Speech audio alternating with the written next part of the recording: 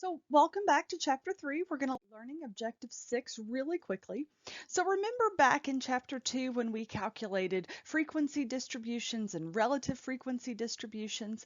Well, now we're going to learn how to calculate the mean and the variance if we have a frequency distribution. So it's not quite as simple as just taking the average like we do with regular data. So if we have a frequency distribution, then for a sample, the mean of that sample is the sum of the midpoint and the frequency of the class multiplied together, divided by the number of the number of occurrences.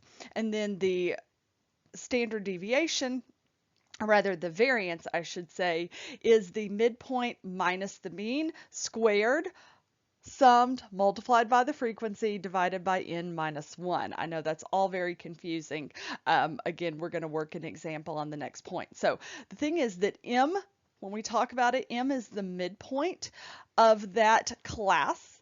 F is the frequency of that class, and then n, of course, is how many there are.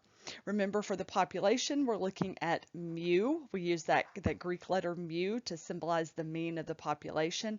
And then we use the lowercase sigma, this little kind of funky looking O thing right here. Remember, that's the lowercase sigma, and that represents the variance of a population.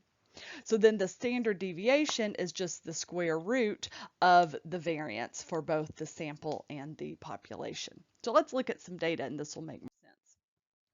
So here we're given the average house price. We looked at this data back in chapter 2, so it should seem somewhat familiar. And remember, we calculated our classes and we counted up the frequency. And remember, we graphed a histogram and did all kinds of fun stuff with these frequencies and classes back in chapter 2.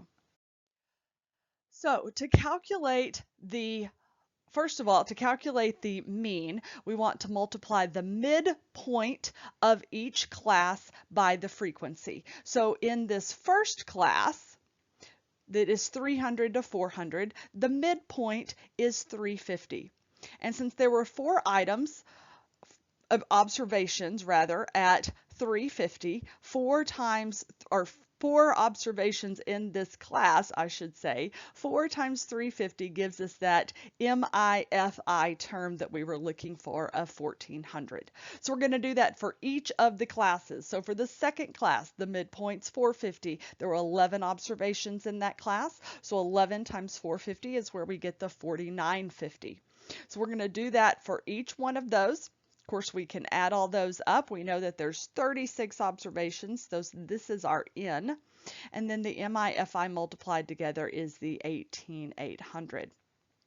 So when we find the total, that's that 18,800, which is the sum of the midpoint times the frequency of each class divided by n of 36, which we get as 522. Now, those 3 zeros kind of on the end there is remembering, because really the house is not 300 to 400, it's 300,000 to 400,000. So we knocked the ending zeros off just to make the number smaller and easier to calculate. So really the mean is 522,000 if we were calculating this and reporting it out correctly.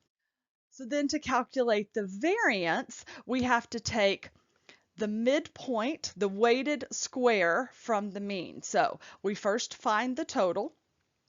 So we're going to take the midpoint minus the mean, which we just calculated as 522, for each class and square it. When we square it, that makes it, of course, a positive number, even if it comes out as a negative number, and then we multiply it by the frequency. So for this first class, we know the midpoint is 350. We just calculated the mean as 522, so 350 minus 522 gives us a negative number. It gives us a negative 172, but then when we square that, we get a positive 29,584. Then we multiply that number by 4, because there were four observations in this class, and that's where we get the 118,336. So again, this 350 minus 172 is a negative 174. I know it's hard to write that. When you square that, that becomes 29,584 multiplied by the frequency of 4. So we do that again for each of the classes, and then we add that up. We sum that. So that sum, that 372,224, becomes the numerator in our variance calculation. And then the denominator is in the number of observations minus 1. Remember, that was the denominator in our variance calculation earlier in this chapter as well.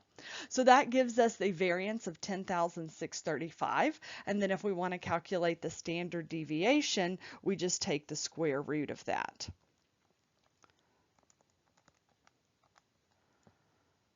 So the standard deviation is 103.13.